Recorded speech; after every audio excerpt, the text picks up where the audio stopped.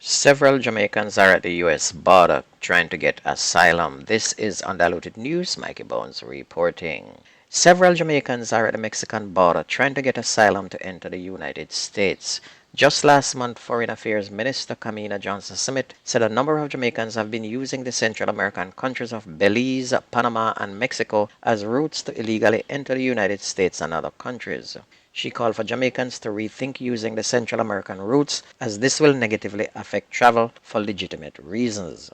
A Jamaican man who was interviewed on Sunday said he has been at the border now for 3 days and have no food or taken a bath. He said he fled Jamaica with his mother and some other people after gunmen killed his father. He said it's very hot in the day and it's very cold in the night, adding that the journey through Mexico was very risky and it cost a lot of money to get there.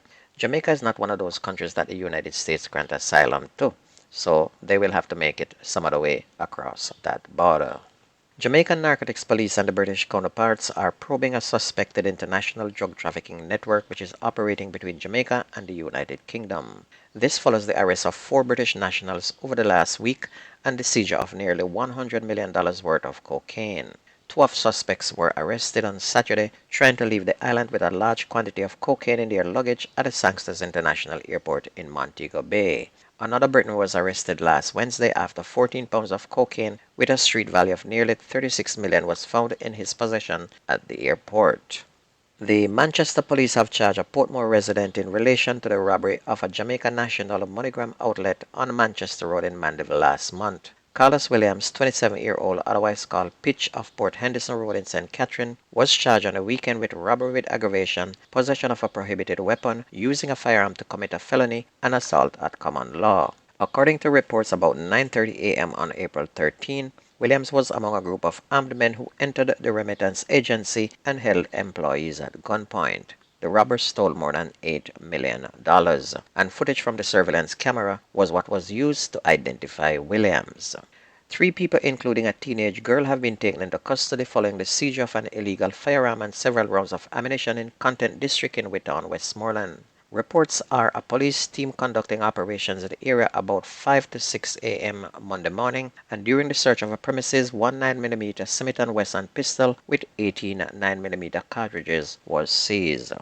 3 men were shot, 2 fatally, in Montego Bay, St. James on Monday afternoon. Their identities have not yet been released, and it's reported that the men were sitting at the entrance of Crawford Street about 1 o'clock when gunmen opened fire, hitting them. They were taken to Conard Regional Hospital where 2 of them were pronounced dead. The other man is admitted in serious condition.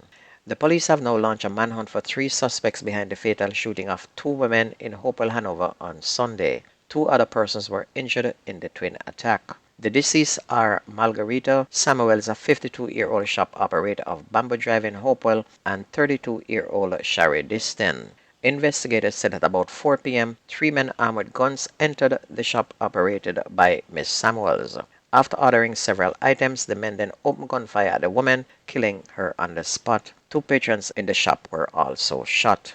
On leaving the shop, the gunmen reportedly opened fire on a passing taxicab in which Miss Distin was a passenger. Miss Distin, who sustained a bullet wound to the head, died in hospital on Monday. A man was killed near St. John's Primary School in Spanish Town in St. Catherine yesterday morning. He is 48-year-old Garnet Powell, a poultry farmer of Kitson Town in St. Catherine. The police said about 11:20, Mr. Powell was walking near the school when a vehicle with armed men aboard drove up. A man armed with a handgun exited the vehicle and opened fire at the man, who ran. He was chased and fatally shot. No motive has been established for that killing as well.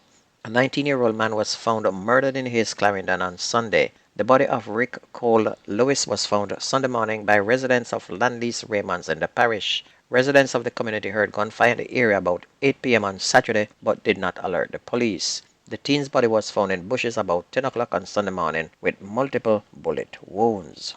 And as the mayhem continues, the police are probing the death of a man in Cave Valley in St. Anne. He's 38-year-old Everoy Wilson, otherwise called Mikey, of Cave Valley. The police said about 3:30 p.m. on Monday morning, Mr. Wilson returned home from a party in the community when explosions were heard. A relative went in the direction of the veranda where he saw Mr. Wilson unresponsive. An alarm was raised and the police were summoned.